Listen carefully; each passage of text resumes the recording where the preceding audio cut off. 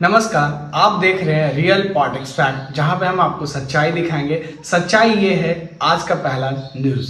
लोकसभा का monsoon session start हो गया, जहां पे मोदी जी ने 18 मिनट का भाषण दिया लोकसभा के बाहर में, लेकिन कोई सवाल नहीं पूछा गया। बस वो अपना एक पहलू में अपना जवाब देते गए। 18 मिनट में जो बातें बोले वो पहला था कि महंगाई क्या है। महंगाई 25 करोड़ गरीबों का गरीबी से बाहर निकलना, जिसको विश्व की अनेक संस्थाएं सराहना कर रही ऊपर बातें किया गया।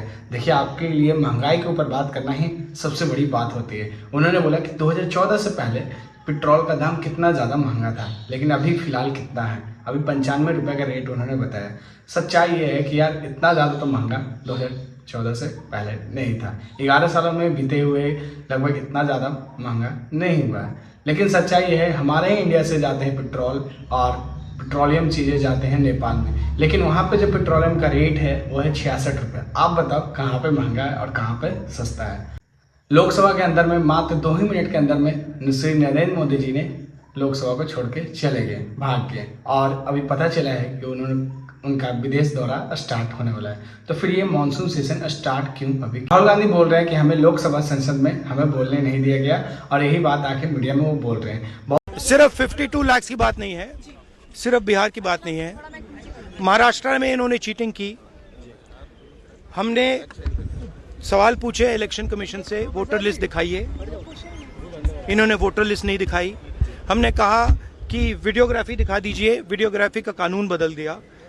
1 करोड़ नए वोटर्स आए थे महाराष्ट्र में और इलेक्शन चोरी किया। ठीक है। कर्नाटक में हमने रिसर्च की है थोड़ी। कर्नाटक में हमने भयंकर चोरी पकड़ी है। मैं ब्लैक एंड व्हाइट में आपको दिखाऊंगा, इलेक्शन कमीशन को दिखाऊंगा। ठीक है, ब्लैक एंड व्हाइट में कि कैसे चोरी की जाती है, कहां की जाती है।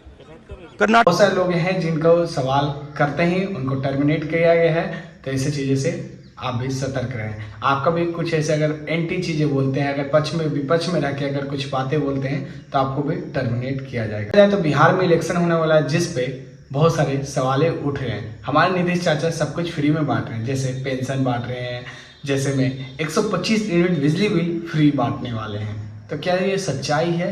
और जो भी बेरोजगार बैठे उनको 4000 रुपया अकाउंट में आने वाला, क्या यह बात सच्चाई है? लेकिन एसपी यादव ने 200 यूनिट फ्री का बातें बोली थी, लेकिन हमारे नीतीश चाचा ने इसको 125 यूनिट फ्री दे रहे हैं, शायद वोट बैलेंस इकट्ठा करने के लिए। लेकिन हमको नहीं लगता कि बिहार में कौन बनेगा इस बार सीएम। आपको क्या लगता है? आप कमेंट करके बताना, क्योंकि अभी तक सामने खुल के नहीं आया किसका चेहरा होने वाला है सीएम का। आप कमेंट करके बताइएगा किसका होने वाला है, और कौन से ऐसे मुद्दे हैं जिस पे हम बातें कर सकते हैं। आप लोग जरूर कमेंट करके बताइएगा। कोई भी क्रिएटर किसी भी नेता के बारे में नहीं बोल सकता। अगर आपको प्रूफ करना है, अगर कोई गलत काम कर रहे हैं, कोई भ्रष्टाचार कर रहे हैं या किसी काम को, तो उनसे पहले परमिशन लेना पड़ेगा, तभी जाके उनके बारे में आप वीडियो या कोई चीज़ें ऐसे काम कर सकते हो। तो क्या आपको लगता है? आप एक बार जरूर कमेंट करके बताना, ऐसा चीज़ होना सही है या गलत, या डेमोक्रेसी के लेके नाइंसाफी है। आप जरूर इस बिल के ऊपर बातें हमें बताइएगा कमेंट करके। बिहार में ऐसे बोला जा रहा है कि जंगल राज पार्ट 2 चल रहा है, लेकिन हमें तो लगता है ये बात सच्चाई है, क्योंकि दिन दहाड़े किसी को गोली मारना, दिन दहाड़े वकील पे गोली चलाना, दिन दहाड़े कहीं पटना के रोड पे, हाईवे पे, मैरिन ड्राइव पे बंदूक टांगना, ये तो जंगल राज पार्ट 2 ही चल रहा है। सच्चाई ये है कि बहुत सारी चीज़ें हमारे नीतीश चाचा जी ने नहीं किया। अभी तक बोला गया था कि मेट्रो का उद्घाटन हो जाएगा बिहार में, क्या हुआ? आप एक बार सोच समझ के वोट दीजिएगा, किसी को भी दे रहे हैं तो। मेरा कोई तर्क और वितर्क नहीं है कि हम किसी के बारे में बोलें कि वो इंसान अच्छा है। आपको कौन सा लोग अच्छे लग रहे हैं, कौन सा लोग काम करते हैं आपके हित में, उनके लिए आप वोट दीजिएगा। इस चैनल पे आपको रियल पॉलिटिक्स फैक्ट पे आपको देखने की मिलता है सच्चाई।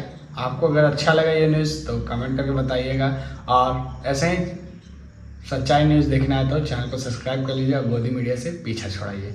गोदी मीडिया सवाल नहीं पूछती, हम सवाल उठाएंगे, पूछेंगे, और अपने यूट्यूब और फेसबुक पे सारी जगह ये वीडियो अपलोड करते हैं। मिलते हैं फिर कभी और। जय हिंद, जय भारत।